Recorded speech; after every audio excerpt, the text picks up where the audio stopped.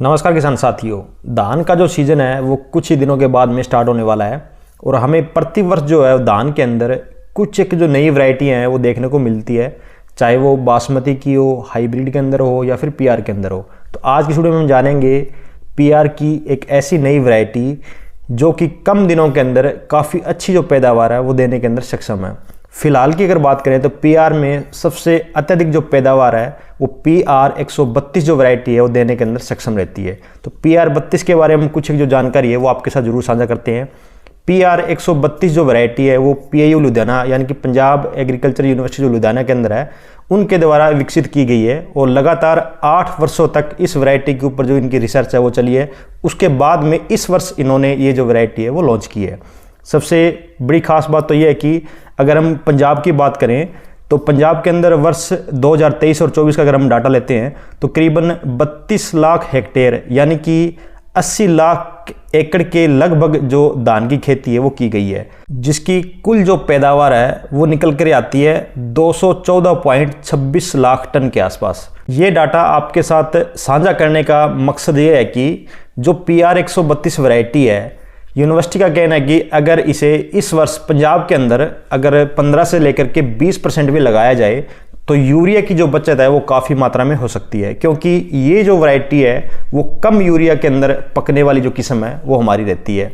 अगर आप ज़्यादा मात्रा में यूरिया डालते हो तो वहाँ पर आपका जो पौधा है वो गिरने की जो दिक्कत है वो आती है। मान के चले कि आपने पिछले वर्ष कोई सी भी जो वैरायटी है पीआर की लगाई है उसके अंदर आपने जितनी बैग यूरिया डाली है उसमें से 20 से लेकर 25% जो यूरिया है ये जो वैरायटी है वो कम लेगी। ये वैरायटी पकने के अंदर 110 से लेकर के 115 दिन का जो समय है वो लेती है। यूनिवर्सिटी के हिसाब से अगर आप यूरिया की जो मात्रा है वो रखते हो तो इसकी जो हाइट है वो आपको 110 से लेकर के 113 सेंटीमीटर के बीच की मिलेगी। अगर आप ज़्यादा मात्रा में यूरिया डालोगे तो हाइट इनकी बढ़ भी सकती है और धान गिरने वाली जो समस्या है वो आपके खेतों के अंदर देखने को मिल सकती है। अगर हम इस वैरायटी की पैदावार की बात करें तो काफ़ी सारे किसान साथी ऐसे हैं जो पीआर 131 जो वैरायटी है वो काफ़ी एरिया के अंदर लगाई है। हाईएस्ट जो वैरायटी है वो पीआर 131 की जो पैदावार है वो मानी गई है, लेकिन पीआर 131 से 50 से लेकर के 60 या 70 किलोग्राम इसकी जो पैदावार है वो अधिक रहती है।